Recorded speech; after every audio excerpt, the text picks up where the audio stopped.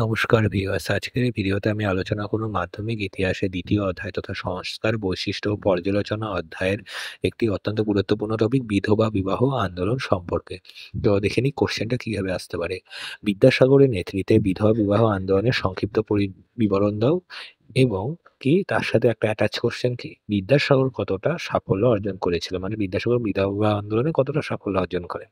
ঠিক আছে, এটা উত্তরটি এখন দেখে নাও।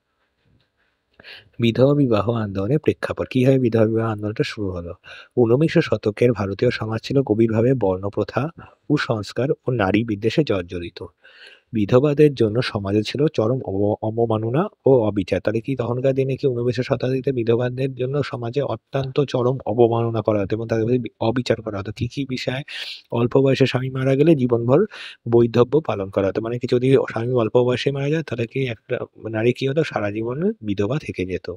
তাকে কি করা হতো? তাকে সাদা শাড়ি পরানো হতো, মাথা মুন্ডন করানো হতো এবং সামাজিকভাবে একঘরে করে রাখা হতো।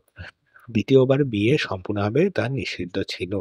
তাহলে এইভাবে কি বিধবা আন্দোলনের সূত্রপাত হয়। তারপরে কি তারপরে আসে হলো বিদ্যাসাগরের আবির্ভাব ঘটে সমাজে।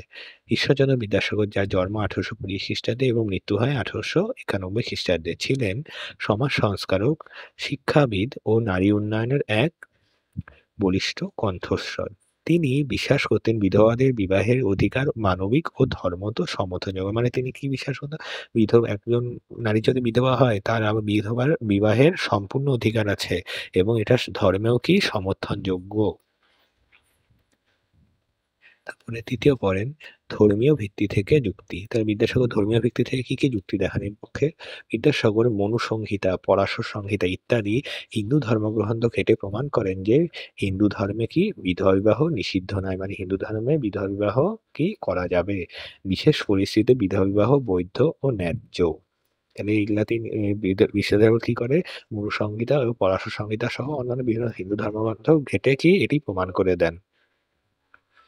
আন্দোলনের পরিক্রমা। আন্দোলনটা কিভাবে হয়? আমি একপাশে সাল আর একপাশে ঘটনাবলী মেনশন করে দিয়েছি, দেখে নাও। কি সাল একপাশে আর এপাশে কি ঘটনাবলী। 1853 সালে কি হয়? বিদ্যাসাগর বিধবা বিবাহের প্রচার শুরু করে দেন। তাহলে বিদ্যাসাগর কত সালে বিধবা বিবাহের প্রচার শুরু করেন? 1853 সালে। প্রথমে পত্রিকায় প্রবন্ধ লেখেন ও জনমত গড়ে তোলেন। ঠিক আছে? তিনি 1853 সালে এই কাজটাই করেন। আবার কি ২ বছর কেটে তারপরে 1853 সালে কি করেন? ব্রিটিশ সরকারকে আবেদন করে বিধবা বিবাহ আইনত বৈধ করার জন্য। তারপরে তিনি ২ বছর কেটে যাওয়ার পরে কি করেন? সবার মধ্যে জাগরণ ঘটে গেল।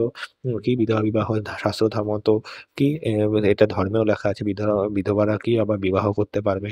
এগুলো করার পর ২ বছর কেটে যাওয়ার পরে কি করলো? 1855 সালে তিনি ডাইরেক্ট ব্রিটিশ সরকারকে আবেদন করে দিল। বলল কি বিধবা বিবাহ আইনত বৈধ করার জন্য। তিনি তারপরে কি ৯৮৭ জন ব্রাহ্মণের স্বাক্ষর সহ একটি আবেদনপত্র জমা নেয় এবং সেই আবেদনপত্রে কতজনের স্বাক্ষর ছিল? ৯৮৭ জন ব্রাহ্মণের স্বাক্ষর ছিল। তারপরে কি হয়? তারপরে ১৮৫৬ সালে ২৬শে জুলাই কি ঘটনা ঘটে?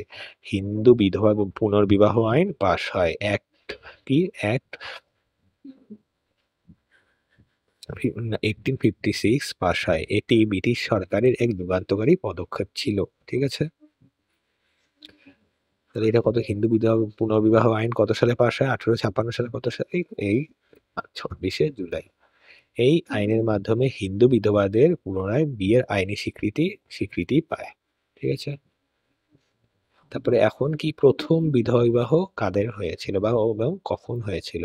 ৭ই ডিসেম্বর কি আইনটা কবে পাস হয়? আইনটা পাস হয় হলো ১৮৫৬ সালের ২৬শে জুলাই। কি ২৬শে জুলাইয়ের পর কি ৭ই ডিসেম্বর মানে ১৮৫৬ সালের শেষের দিকে কি ৭ই ডিসেম্বর বিদ্যাসাগরের উদয়ে কলকাতায় প্রথম হিন্দু বিধবা বিবাহ অনুষ্ঠিত হয়েছিল। তাহলে প্রথম কোথায় হিন্দু বিধবা বিবাহ হয়েছিল? কলকাতায়। কার উদয়ে? বিদ্যাসাগরের উদয়ে কত তারিখে? ১৮৫৬ সালের ৭ই ডিসেম্বর। এবং এই বিধবা বিবাহের পাত্র কে ছিলেন? শিবচন্দ্র মুখোপাধ্যায় এবং পাত্রী ছিলেন কালীমণি দেবী, যিনি প্রথম বিধবা ছিলেন যার বিবাহ সম্পন্ন হয়েছিল। কালীমণি দেবীর কার সাথে হয়েছিল? পাত্র শিবচন্দ্র মুখোপাধ্যায়ের সাথে। এই বিয়ে ছিল ঐতিহাসিক। সমাজে তীব্র বিরোধ সত্ত্বেও সাহসিকতার দিশানা। তখনকার মানুষ তো যতই আইন হয়ে যাক তাও মানুষ কি মানতে চাইতো না। তাহলে কি তার বিরোধিতা সত্ত্বেও এটা ছিল একটা সাহসিকতার নিদর্শন। এখন বিদ্যাসাগর কতটা সাফল্য হয়েছিল? এই সেকেন্ড পার্টের কোশ্চেন এর অ্যান্সার এখান থেকে শুরু। বিদ্যাসাগরের সাফল্য ইতিবাচক দিক কি, কি ভালো, ভালো দিক আসে বিধবা বিবাহ আইনের ফলে? এটা কি বিধবা বিবাহ আইনত বৈধতা পায়। ব্রিটিশ ভারতবর্ষে বিধবা বিবাহ আইনত বৈধ হলো।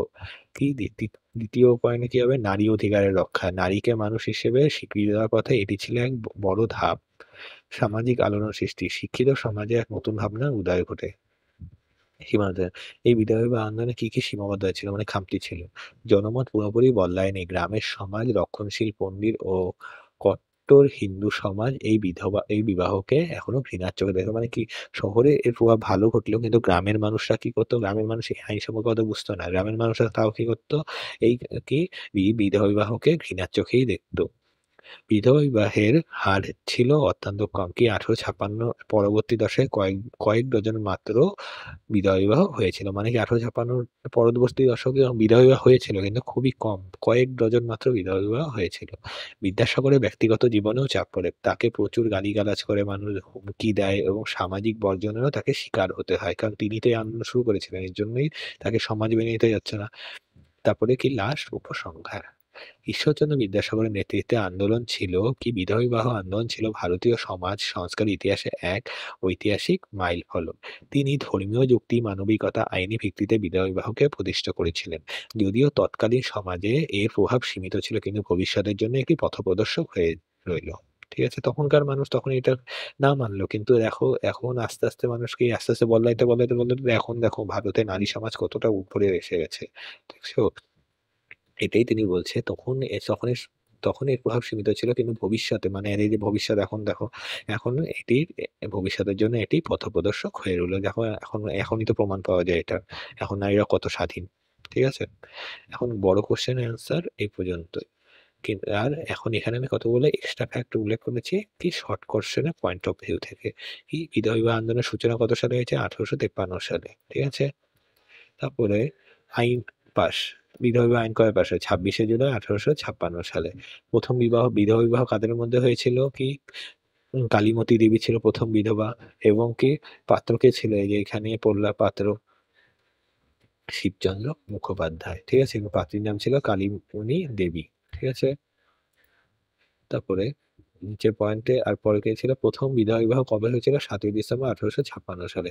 আইনের নাম কি ছিল? Hindu widow remarriage act 1856। প্রস্তাবক কে ছিলেন? ঈশ্বরচন্দ্র বিদ্যাসাগর। এই এই আবেদনপত্রে মোট সই সংখ্যা কত ছিল? 987 জন পণ্ডিতের সই ছিল। ঠিক আছে, এই ভিডিওটি এই পর্যন্তই রাখলাম। ভিডিও যদি ভালো লাগে তাহলে লাইক করে দিও, কমেন্টে জানিয়ে ভিডিওটি কেমন লেগেছে এবং বন্ধুদের মধ্যে শেয়ার করে দিও, এবং চ্যানেলটি অবশ্যই সাবস্ক্রাইব করে দিও যাতে পরবর্তী ভিডিও নোটিফিকেশন গুলা তোমার কাছে সবার আগে পৌঁছে দেয়, এবং পাশে থাকা বেল আইকনটি প্রেস করে দিও। Thank you.